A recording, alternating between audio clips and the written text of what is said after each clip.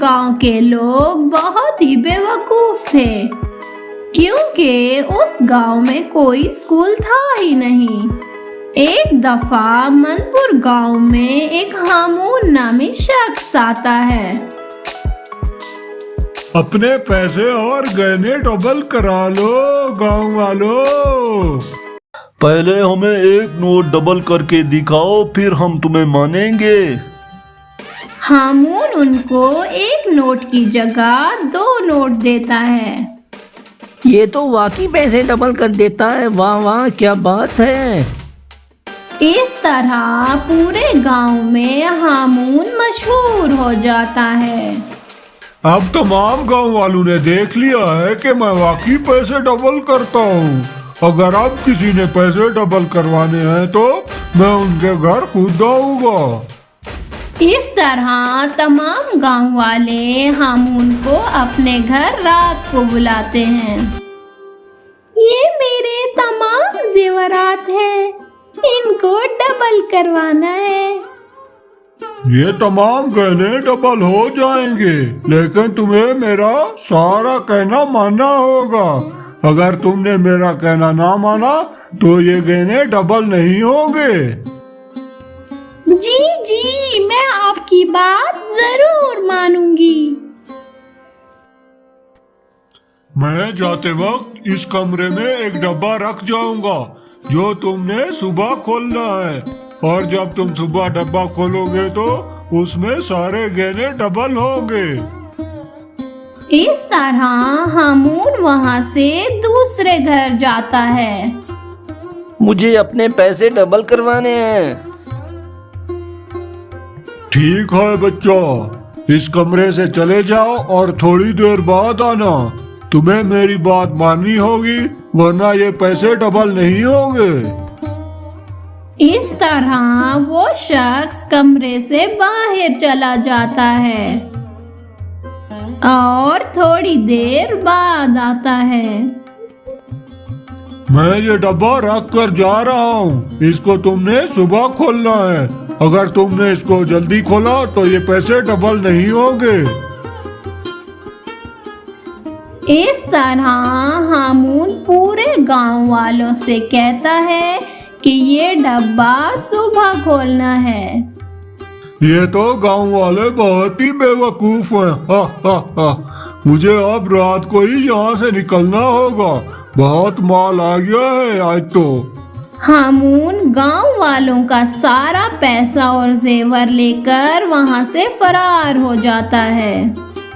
अरे सुबह हो गई, अब मुझे देखना होगा मेरे जेवरात तो डबल हो गए होंगे। जैसे ही वो डब्बा खोल कर देखती है तो उस डब्बे में एक पत्थर होता है। मेरी सारी उम्र की जमा पूंजी लुट गई, अब मैं क्या करूंगी। इस तरह गांव वाले बाकी लोग भी जब खुशी खुशी वो डब्बा खोलते हैं तो उसमें भी एक पत्थर निकलता है। वो शख्स हम गाँव वालों को बेवकूफ बना गया। मैंने इन पैसों से अपनी बेटी की शादी करनी थी। इस तरह गांव वाले बाकी लोग भी जब खुशी खुशी वो डब्बा खोलते हैं तो उसमें भी एक पत्थर निकलता है। हाँ रे भाइयों, इसने तो तमाम गाँव वालों को लूटा। हाँ भाई, ये तो जाते हुए मेरा मोबाइल भी अपने साथ ले गया।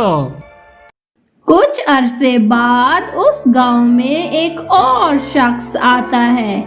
हमारी कंपनी के पास बर्तानिया और यूरोप के वीजे आ गए हैं। हमारी कंपनी ने आप गांव वालों के लिए खसूसी रियायत रखी है।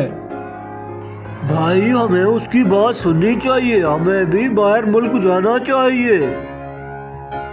अरे हाँ, फिर तो हम सब गांव वाले अमीर हो जाएंगे। क्या आप वाकई हमें लंदन ले जाएंगे? हाँ बिल्कुल, हमारी कंपनी आपको 20 दिन के अंदर यूरोप ले जाएगी।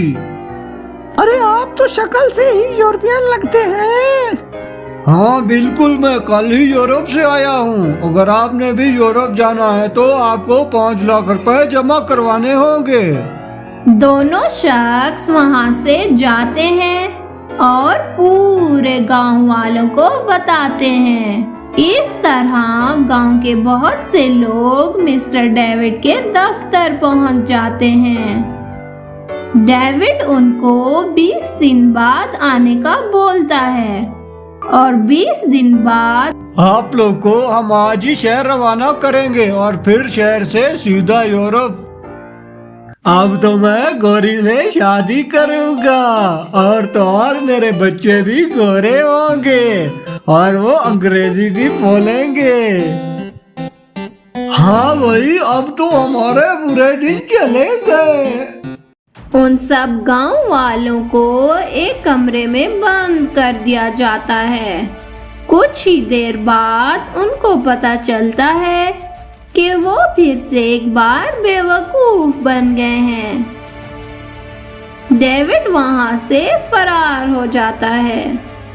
काश हम थोड़ा सा गाँव वाले पढ़ लिख जाते तो आज हमें कोई शख्स भी बेवकूफ नहीं बना सकता था।